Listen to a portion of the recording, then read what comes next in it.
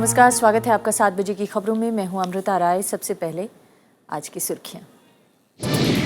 संसद का शीतकालीन सत्र शुरू। राज्यसभा सदस्य मुरली देवड़ा और दूसरे दिवंगत सदस्यों को श्रद्धांजलि के बाद कार्यवाही स्थगित। सत्र में कामकाज के लिए प्रधानमंत्री ने मांगा सबका सहयोग। कांग्रेस ने कहा बीमा और जीएसटी बिल पर सोच समझ कर करें फैसला। वामदल, टीएमसी, जेडीयू के कड़े तेवर।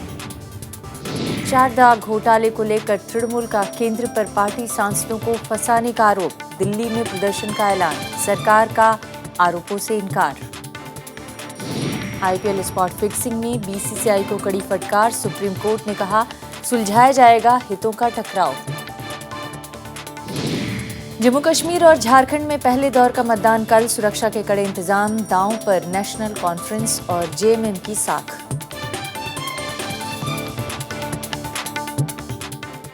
और अब पहली खबर। तृणमूल कांग्रेस के अध्यक्ष और पश्चिम बंगाल की मुख्यमंत्री ममता बनर्जी ने केंद्र सरकार पर सीबीआई के दुरुपयोग का आरोप लगाया है। कोलकाता में एक विरोध रैली में उन्होंने कहा कि शारदा चिटफंड मामले में उनके सांसदों को फंसाया जा रहा है।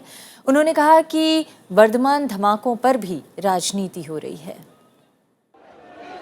कोलकाता में तृणमूल कांग्रेस प्रमुख ममता बनर्जी ने केंद्र सरकार के खिलाफ विरोध रैली का नेतृत्व किया। शारदा चिटफंड मामले में उन्होंने सीबीआई के दुरुपयोग का आरोप लगाते हुए कहा कि वर्तमान धमाकों पर राजनीति हो रही है। আমাদের মায়ের কাছ থেকে আমাদের সার্টিফিকেট নিতে হয়, আমাদের মাটির কাছ থেকে সার্টিফিকেট নিতে হয়। এটা স্বাধীনতার মাটি, জাগরণের মাটি, সংস্কৃতির মাটি। আপনাদের ওই পচা মার্কা কয়েকটা আগ মার্কা লোকের কাছ থেকে আমাদের সার্টিফিকেট নিতে হয় না। केंद्र सरकार ने सीबीआई के दुरुपयोग के आरोपों को खारिज किया है।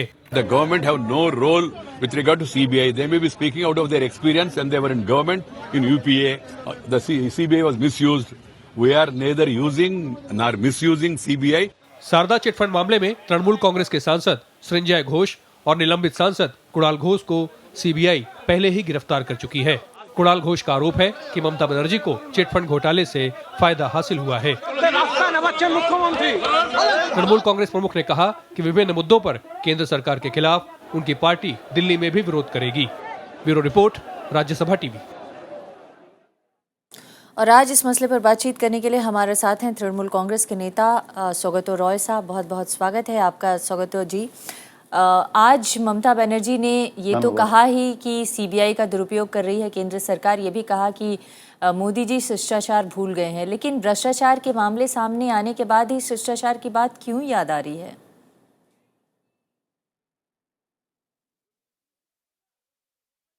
आप मुझे पूछ रहे हैं? जी, आप ही से पूछ रही हूँ। नहीं, भ्रष्टाचार की मामला कहाँ सरकार का खिलाफ है। मोदी जी का तो शिष्टाचार नहीं है कि वो एक बार भी हमारा चीफ मिनिस्टर से बात नहीं किया, नहीं बुलाया। वो तो खुद अपने पार्टी को लेकर चल रहे हैं।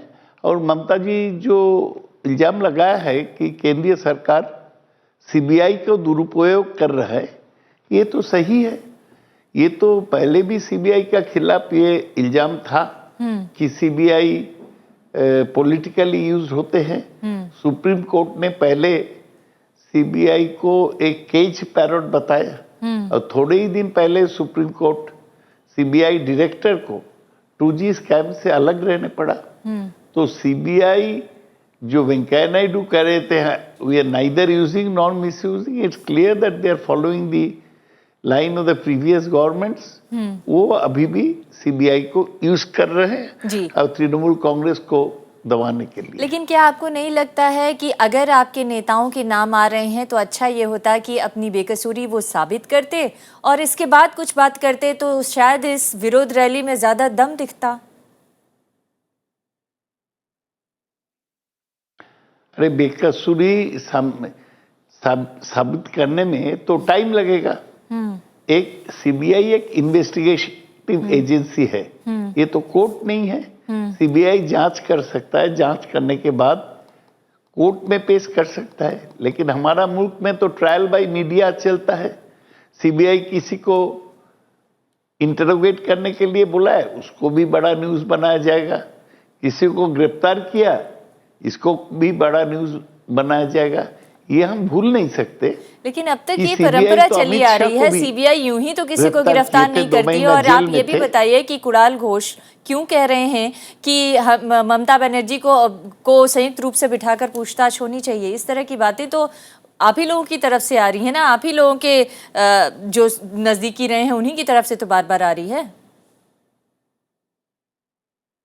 नहीं नहीं, ये क्या कह रहे हैं, कुणाल घोष तो जेल में है, वो तो निलंबित सांसद हैं। तो आप कुणाल घोष हमने को तो क्यों पुराने महात्मा नजदीकी बना की ही रहे हैं? बात की थी। जो जेल में है जी उसको बयान का क्या इंपॉर्टेंस है? कुछ नहीं है, आप इसको बना रहे हैं। मैं तो बोला कि येदुरप्पा को भी तो सीबीआई जेल में भेजा था, वो फिर बीजेपी का सांसद होके आया। अमित शाह को भी तो सीबीआई ने गिरफ्तार किया था, वो तो अभी बीजेपी का अध्यक्ष है। तो सीबीआई कुछ करने से इतना आप लोग आरोपी कहते क्यों हैं? अमित शाह क्या पूरा छुटकारा पाने के बाद ही बीजेपी का नेतृत्व दिया? लेकिन स्वागत ये जी, तो ये भी नहीं भूलना चाहिए कि येदुरप्पा मीडिया ने के उस खिलाफ वक्त भी क्या दिखाया CBI और का इस वक्त चार्ज भी नहीं दिखा रही है।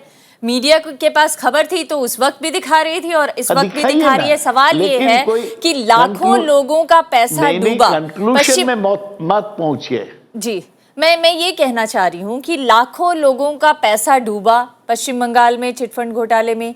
क्या आपको नहीं लगता है कि उसकी एक ईमानदार जांच होनी चाहिए और कम से कम उन लोगों को कुछ तो तसल्ली मिलेगी? अगर पैसा मिल जाए तो अच्छा, नहीं मिले तो कम से कम तसल्ली तो मिले कि ईमानदार जांच हुई और जो लोग उनके साथ धोखाधड़ी किए उनको जेल में भेजा गया, उनको सजा मिली। तो आप जो है दूसरी तरफ वर्धमान ब्लास्ट वाले मामले में भी देखा जाए तो आप ऐसा लग रहा है कि दरअसल अपराधियों को, आरोपियों को या आतंकवादियों को कुछ बचाने की कोशिश हो रही है, कुछ ढकने की कोशिश हो रही है। इस तरह का मैसेज तो नहीं जा रहा कि आप लोग इससे परेशान तो नहीं हैं? क्यों नहीं हो रहे हैं? नहीं, आपको सवाल जो है ये पार्टीशन सवाल है। लोगों को जिसको पैसा नुकसान हुआ उसको पैसा वापस देने का काम तो प्रांतीय सरकार शुरू किया था। करीब करीब 5 लाख लोगों को, जो छोटे मोटे डिपॉजिटर थे, उसको पैसा प्रांतीय सरकार ही वापस दिए। बाद में सीबीआई हाथ में ले लिया।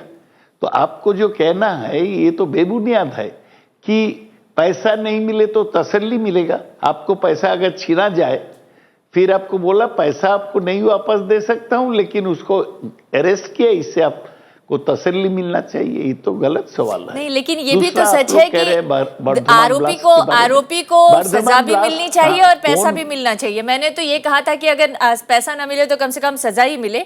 लेकिन मेरा सवाल ये है कि आप लोग, आपको यही मैं ऑब्जेक्शन करता हूं। जी नहीं, मुझे कहना है बर्धमान ब्लास्ट के भी आप बताएं।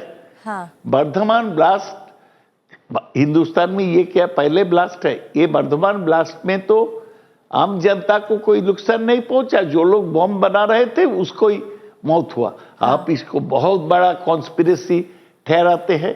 हिंदुस्तान में इसके पहले दिल्ली में ब्लास्ट नहीं हुआ, पुणे में ब्लास्ट नहीं हुआ, हैदराबाद में ब्लास्ट नहीं हुआ, चेन्नई में ब्लास्ट नहीं हुआ। ऐसा दिखाया जाता कि बर्धमान में ब्लास्ट हुआ, ये बहुत बड़ा कांड हो गया और ये प्रांतीय सरकार का निकम्मापन है। सरासर झूठ है। कोई कहां बैठ के ब्लास्ट करता तो पहले क्यों सेंट्रल एजेंसीज इसके बारे में नहीं बताया? बांग्लादेश से आके ये बॉम्ब मेकर्स अगर पश्चिम बंगाल में बॉम्ब बनाता तो उसको पकड़ने के काम तो केंद्रीय एजेंसीज का है, बॉर्डर सिक्योरिटी फोर्स का है, आईबी का है, रॉ का है। वो क्यों कुछ नहीं किया? इतने बड़े बड़े ऑफिसर सब बैठे हैं, नेशनल सिक्योरिटी एडवाइजर है, वो क्यों पहले नहीं बताया? लेकिन राज्य में कानून व्यवस्था की जिम्मेदारी तो राज्य सरकार की ही होती है। राज्य में कानून व्यवस्था की जिम्मेदारी तो राज्य सरकार की ही होती है। लेकिन स्वागतो जी, मैं ये भी जानना चाहती हूँ, जिस तरह के आरोप आप लोग या टीएमसी की तरफ से लगाए जा रहे हैं केंद्र सरकार पर और केंद्रीय नेताओं पर, क्या कहीं बीजेपी के बढ़ते प्रभाव की वजह से पश्चिम बंगाल में आप लोग थोड़ा डर रहे हैं? बीजेपी को देखिए, अगले लोकसभा चुनाव में केवल 17% वोट मिला है। बीजेपी तो 31% वोट लेके केंद्र में सरकार बनाया बहुमत लेके। तृणमूल कांग्रेस को पश्चिम बंगाल से लोकसभा में 39% वोट मिला। तो हमारे साथ बीजेपी का गैप अभी 22% का है। कहां बीजेपी पहुंचेगा? बीजेपी को जो वोट मिला वो भी अपना ऑर्गेनाइजेशन के कारण नहीं, थोड़ा मोदी हवा बना था, उससे कुछ लोग वोट दे दिया। तो बीजेपी तो ज्यादा बूथ में एक एजेंट भी नहीं दे सकता। तो बीजेपी को क्या बढ़ता हुआ प्रभाव? ये सब मीडिया का बनाया हुआ है। और हम तो जानते हैं कि बीजेपी करोड़ों रुपया खर्चा करता है पब्लिसिटी में, तो मीडिया बहुत बीजेपी के पक्ष में है, इसी को बढ़वाया जाता है। जो पार्टी को एक प्रांत में 42 सीट में केवल 2 ही सीट मिला, उसको इतना बढ़वा देने का क्या जरूरत है? नहीं, लेकिन हम तो नहीं, आप ही के नेता, आप ही लोग बार बार बीजेपी के ऊपर हमले कर रहे हैं या बीजेपी के नेताओं के बारे में कह रहे हैं कि बीजेपी वहां पर हिंसा को बढ़ावा दे रही है, बीजेपी को टारगेट कर रहे हैं, केंद्र सरकार को टारगेट कर रहे हैं। ये तो आप ही के नेता कर रहे हैं। मेरा तो सवाल इसलिए था क्योंकि आप ही की तरफ से बार बार कहा जा रहा है कि संजय बोस को जो पकड़ा गया है वो उसको भी सेकुलर वोटों से और सेकुलर राजनीति से जोड़कर दिखाने की कोशिश की गई है। ये सेकुलर राजनीति के साथ इस तरह के अरेस्टिंग को जोड़ने का क्या मतलब है? ये बात किसी के समझ में नहीं आ रही है। और अगर ये सब कुछ नहीं मतलब है, यही है जी, मतलब यही है कि हम जैसे पहले बताए थे कि सीबीआई को बराबर केंद्र में जो रूलिंग पार्टी है वो अपना पॉलिटिकल पर्पस के लिए इस्तेमाल किए हैं। और अभी भी हमारा आरोप ये है सीबीआई को इस्तेमाल किया जा रहा है। और बीजेपी को बारे में हम लोग कह रहे हैं इस कारण कि बीजेपी हमारा कोई थ्रेट नहीं है, वो कभी पश्चिम बंगाल में हुकूमत तो फिर में नहीं अगर आएगा। बीजेपी पश्चिम बंगाल में थ्रेट नहीं है तो आपको विरोध करना था, तो आप लोग को दिल्ली में आके विरोध करना चाहिए। नहीं, आप सुनिए ना मेरी बात। बीजेपी का संख्या कम हो सकता, लेकिन बीजेपी का पॉलिटिक्स क्या है? दंगा लगाना। वो तो मुजफ्फरनगर में दंगा लगाया, थोड़े दिन पहले दिल्ली में त्रिलोकपुरी में दंगा लगा दिया। तो बीजेपी का बढ़ावा होगा तो हमारा डर ये है, हमारा प्रांत में 27% मुसलमान है, बीजेपी वहां स्ट्रांग होगा, थोड़ा भी स्ट्रांग होगा तो दंगा लगा देगा, हमारा जो कम्युनल पीस है खराब हो जाएगा। इसलिए हम लोगों को चेतावनी देते हैं, लोगों को होशियार करते हैं कि बीजेपी से बच के चलिए। और बीजेपी एक तरफ सेंट्रल गवर्नमेंट को, सीबीआई को इस्तेमाल करते हैं अपना प्रभाव बढ़ाने के लिए, और दूसरी तरफ वो दंगाई का राजनीति करते हैं। इनका तो एक इतिहास है ना। दिल्ली में भी आप लोग विरोध करेंगे क्या? अमित शाह को सब लोग जानते हैं। ये विरोध रैली आप लोग की दिल्ली में भी होगी क्या? नहीं जी, दिल्ली में समय आने पर हम लोग विरोध रैली करेंगे। अभी तो हम लोकसभा में, राज्यसभा में जितना विरोध हो सकता है केंद्रीय सरकार को वो करेंगे, लेकिन ये सब सवाल लेके नहीं। काला धन वापस लाने का जो एश्योरेंस, जो प्रॉमिस प्रधानमंत्री चुनाव के पहले किया था, हम उसको लेकर बोलेंगे कि काला धन विदेश से अभी वापस लेना है, लाना है। और जो लोग काला धन विदेश में रखा है उसको नाम पब्लिक को बताना चाहिए।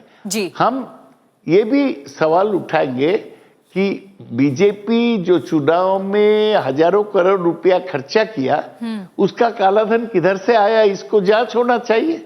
हजारों करोड़ रुपया पूरा मीडिया स्पेस दखल कर बीजेपी के हमलों से परेशान, पश्चिम बंगाल में बीजेपी के हमलों से परेशान टीएमसी अब पार्लियामेंट में बीजेपी को घेरने की कोशिश करेगी। हम परेशान नहीं है, फिर भी बीजेपी कोई फैक्टर नहीं है बंगाल में। जी, फैक्टर नहीं है, लेकिन विरोध रैली आप लोग जरूर कर रहे हैं। हमें उम्मीद है कि आप लोगों की बात जनता तक जरूर पहुंचे। तो सीबीआई को इस्तेमाल के खिलाफ आप लोगों की बात उम्मीद है जनता तक पहुंची होगी, राजनीति के खिलाफ कर रहे हैं। आज हमारे पास वक्त इतना ही है। सौगतो रॉय जी, बहुत बहुत धन्यवाद हमसे बातचीत करने के लिए। ये थी आज की पहली खबर।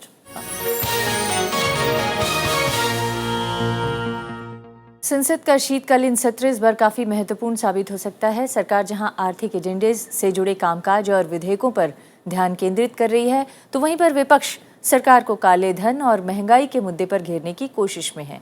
कांग्रेस ने कहा है कि बीमा और जीएसटी जैसे बिलों का समर्थन करने पर सोच समझकर फैसला किया जाएगा। सत्र की शुरुआत से पहले प्रधानमंत्री ने संसद भवन में मीडिया से बातचीत की। उन्होंने संसद की कार्यवाही सुचारू रूप से चलाने के लिए विपक्ष के सहयोग की मांग की है। पिछले सत्र में विपक्ष की सकारात्मक भूमिका के कारण बहुत ही अच्छे काम हुए थे। इस बार भी वैसा ही अनुभव रहेगा, ऐसा मुझे पूरा भरोसा है। धन्यवाद।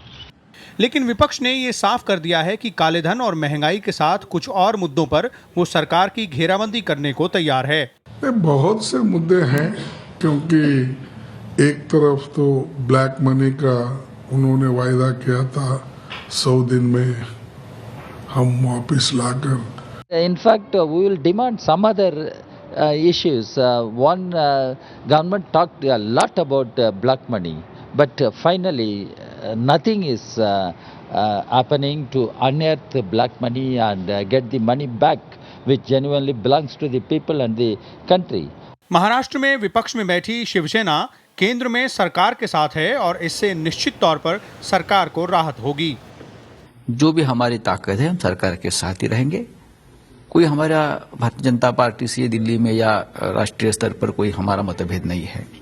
लोकसभा अध्यक्ष सुमित्रा महाजन ने कहा है कि सदन के भीतर हर सांसद को अपने मुद्दे उठाने का पूरा मौका मिलेगा। प्रजातंत्र है, लेकिन हाँ, प्रजातंत्र में भी नियम कायदे भी चलते ही है, तो चलेगा। मैं विश्वास है मुझे कि अच्छे तरीके से चलेगा। बहुत सारे विषयों पे चर्चा तो सभी करना चाहते हैं, और हमने भी कहा है कि बिल्कुल आप नियम से उसके नोटिस दे दो, और चाहेंगे चर्चाएं हो, सब कुछ हो, और डिस्कशन हो के ही निर्णय प्रत आए। बिल्कुल। संसद का सत्र लगभग 1 महीने चलेगा। इस दौरान सरकार बीमा क्षेत्र में विदेशी निवेश को बढ़ाने से जुड़े विधेयक के साथ goods and services tax bill को प्राथमिकता के आधार पर पारित कराना चाहेगी। कोयले पर अध्यादेश के बदले विधेयक लाना भी सरकार की प्राथमिकता में है। विशाल दहिया, राज्यसभा टीवी। तो संसद का ये शीतकालीन सत्र 1 महीने चलेगा जरूर, लेकिन संसद सत्र के पहले दिन राज्यसभा के सांसद मुरली देवड़ा की मृत्यु हो गई और आज उन्हें संसद के दोनों सदनों में श्रद्धांजलि दी गई। सदन ने दिवंगत पूर्व सदस्यों को भी याद किया और इसके बाद कार्यवाही को 1 दिन के लिए स्थगित कर दिया गया। राज्यसभा की कार्यवाही की शुरुआत में मध्य प्रदेश से बीजेपी की टिकट पर चुनकर आई मेघराज जैन को शपथ दिलाई गई। वो अप्रैल 2018 तक सदन के सदस्य रहेंगे। कप्तान सिंह सोलंकी के हरियाणा का राज्यपाल बनने के बाद ये सीट खाली हुई थी। मैं मेघराज जैन, जो राज्यसभा का सदस्य निर्वाचित हुआ हूँ, ईश्वर की शपथ लेता हूँ कि मैं विधि द्वारा स्थापित भारत के संविधान के प्रति सच्ची श्रद्धा और निष्ठा रखूंगा।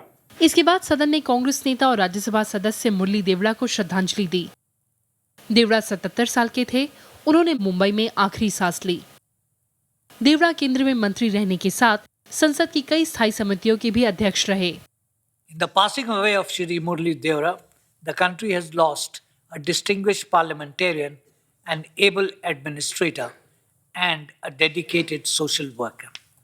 सदन ने पूर्व सदस्यों लेखराज बचानी, सरदार जगदेव सिंह तलवंडी और एस राजेंद्रन को भी याद किया। राज्यसभा में योग गुरु BKS अयंगर को भी श्रद्धांजलि दी गई। We deeply mourn the passing away of Shri BKS Iyengar, Shri Lekhraj Bachani, Sardar Jagdev Singh Talwandi, Shri SS Rajendran। इन नेताओं की याद में सदन में मौन भी रखा गया। इसके बाद कार्यवाही मंगलवार तक के लिए स्थगित कर दी गई। As a mark of respect to the memory of Shri Murli Devra, Kriti Mishra, Rajya Sabha TV. The House stands adjourned till 11 AM on Tuesday। तो संसद के शुरुआती दिन जिस तरह से सांसदों का मूड देखने को मिला, पार्टियों का मूड देखने को मिला, ऐसा लगता है कि आने वाला सत्र काफ़ी हंगामेदार होने वाला है। काले धन का मसला सबसे ज़्यादा छाए रहने की आशंका है। काले धन के मसले पर तृणमूल कांग्रेस और JDU ने कल प्रश्नकाल स्थगित करने का नोटिस दिया है और दोनों ही दल काले धन पर चर्चा की मांग कर रहे हैं। इससे आर्थिक सुधार से जुड़े बिलों पर सरकार को मुश्किल भी पेश आ सकती है। विपक्ष ने काले धन के मुद्दे पर सरकार को घेरने की तैयारी कर ली है। राज्यसभा में JDU सदस्य KC त्यागी और तृणमूल कांग्रेस के डेरेक ओब्रायन ने मंगलवार को प्रश्नकाल स्थगित कर काले धन पर चर्चा के लिए नोटिस दिया है। वहीं बीमा बिल को देख रही सिलेक्ट कमेटी में भी 2 सदस्यों की नियुक्ति के प्रस्ताव पर भी आम राय नहीं बन पाई है। बीजेपी के जेपी नड्डा और मुख्तार अब्बास नकवी के मंत्री बनने के बाद कमेटी में 2 जगहें खाली हुई हैं। People of Bengal, the Trinamool Congress, do not need any lectures or lessons on nationalism or patriotism from the BJP. सदन की कार्य मंत्रणा समिति की बैठक में सोमवार को सरकार ने इस सप्ताह श्रम सुधारों से जुड़े बिल पारित कराने की मंशा रखी है। दोनों ही पार्टियां श्रम संशोधन बिलों के कई प्रावधानों पर भी ऐतराज जता रही हैं। वाम दल, टीएमसी और जेडीयू जैसे दल बीमा क्षेत्र में एफडीआई का विरोध कर रहे हैं। Bureau report, Rajya Sabha TV. यही नहीं, बहुजन समाज पार्टी यानी बीएसपी ने कहा है कि वो बीमा क्षेत्र में प्रत्यक्ष विदेशी निवेश से जुड़े बिल का समर्थन कर सकती है। आर्थिक सुधारों से जुड़े विधेयक में ये बिल सरकार की प्राथमिकता में बताया जा रहा है। फिलहाल ये बिल सिलेक्ट कमेटी के पास है। बहुजन समाज पार्टी की अध्यक्ष मायावती ने कहा है कि बीएसपी सेलेक्ट कमेटी के सामने अपनी बात रखेगी। पार्टी को उम्मीद है कि कमेटी उसके सुझावों को गंभीरता से लेगी। यदि वो कुछ हमारे सुझाव मान लेते हैं तो हम बिना वजह इस बिल का क्यों विरोध करेंगे।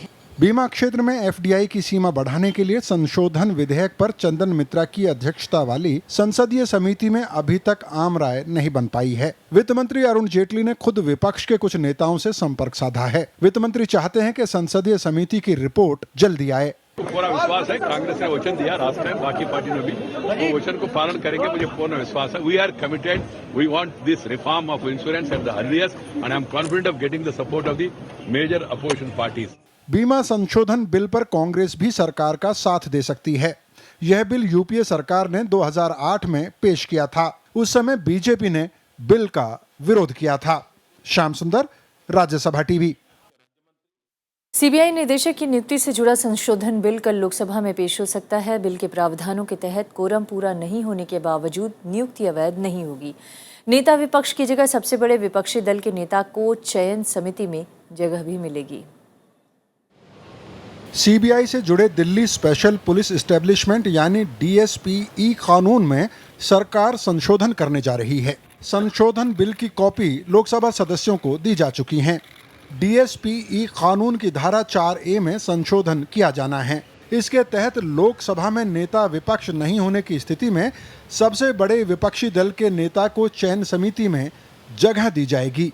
बिल के मुताबिक चयन समिति में कोई जगह रिक्त रहने पर नियुक्ति अवैध नहीं होगी। It's an independent organization. It has to function itself. And we are also bringing out an amendment to that Delhi Special Police Act, which will be discussed in the House. संसद से लोकपाल और लोकायुक्त बिल पारित होने के बाद DSP कानून में भी संशोधन हुआ। मौजूदा प्रावधानों के तहत सीबीआई निदेशक की नियुक्ति समिति की अगुवाई प्रधानमंत्री करते हैं। समिति में नेता विपक्ष और मुख्य न्यायाधीश या उनकी ओर से नियुक्त सुप्रीम कोर्ट के न्यायाधीश सदस्य होते हैं। मौजूदा लोकसभा में सबसे बड़े विपक्षी दल कांग्रेस के 44 सदस्य हैं, जबकि नेता विपक्ष के लिए कुल संख्या का 10% सदस्य होने चाहिए। इसलिए फिलहाल कोई नेता विपक्ष नहीं है। Bureau report, Rajya Sabha TV. IPL spot fixing और सट्टेबाजी के मामले में आज सुप्रीम कोर्ट में सुनवाई के दौरान बीसीसीआई को कड़ी फटकार लगाई गई। मुद्गल कमेटी की रिपोर्ट पर सुनवाई करते हुए कोर्ट ने कहा कि क्रिकेट सभ्य लोगों का खेल है और फिक्सिंग जैसी चीजें इस खेल को तबाह कर रही हैं। स्पॉट फिक्सिंग मामले में जस्टिस मुद्गल कमेटी की रिपोर्ट पर सोमवार को सुप्रीम कोर्ट में सुनवाई शुरू हुई तो अदालत ने निलंबित बीसीसीआई अध्यक्ष एन श्रीनिवासन की भूमिका पर सवाल खड़े कर दिए। सुप्रीम कोर्ट ने कहा कि बीसीसीआई अध्यक्ष के आईपीएल की टीम खरीदने से हितों के टकराव का मामला बनता है। अदालत ने यह भी कहा कि संदेह का लाभ खेल को मिलना चाहिए, व्यक्ति को नहीं। जो भी ऑर्डर आएगा ये लैंडमार्क जजमेंट होगा और क्रिकेट के हित में, बीसीसीआई के हित में और आने वाले जो जनरेशन है जो गंदे कामों की तरफ ज्यादा उनका ध्यान रहता है खेल के प्रति, उन लोगों के लिए एक कड़ा सबक होगा। क्रिकेट खिलाड़ी और बीजेपी सांसद कीर्ति झा आजाद ने बीसीसीआई के रवैये पर सवाल खड़े किए हैं। ये कहते हैं कि बीसीसीआई और आईपीएल अलग हैं, लेकिन पहले तो ये मुझे बताएं कि दोनों के ट्रेजर एक कैसे हैं। जो बीसीसीआई का ट्रेजर है वो आईपीएल का ट्रेजर भी है। तो हम सभी जानते हैं कि बीसीसीआई कितनी कड़ी कार्रवाई करती है। सुप्रीम कोर्ट इस मामले में अब मंगलवार को सुनवाई करेगा। विपिन चौहान, राज्यसभा टीवी। और अब बात विधानसभा चुनाव की। जम्मू कश्मीर में पहले दौर के मतदान के लिए बड़ी तादाद में सुरक्षा बलों को तैनात किया गया है। सीमा पर खास चौकसी बरती जा रही है। सभी मतदान केंद्रों पर किसी भी अप्रिय घटना से निपटने के लिए सुरक्षा के पुख्ता इंतजाम किए गए हैं। वहीं झारखंड की अगर हम बात करें तो झारखंड में पहले दौर के चुनाव जिन 13 सीटों पर मतदान होना है उनमें से ज़्यादातर नक्सल प्रभावित इलाके हैं और नक्सलियों की मतदान के बहिष्कार की धमकी के मद्देनज़र प्रशासन और सुरक्षा बलों ने यहां पर भी कड़े सुरक्षा प्रबंध किए हैं। इस बुलेटिन में फिलहाल इतना ही। नमस्कार।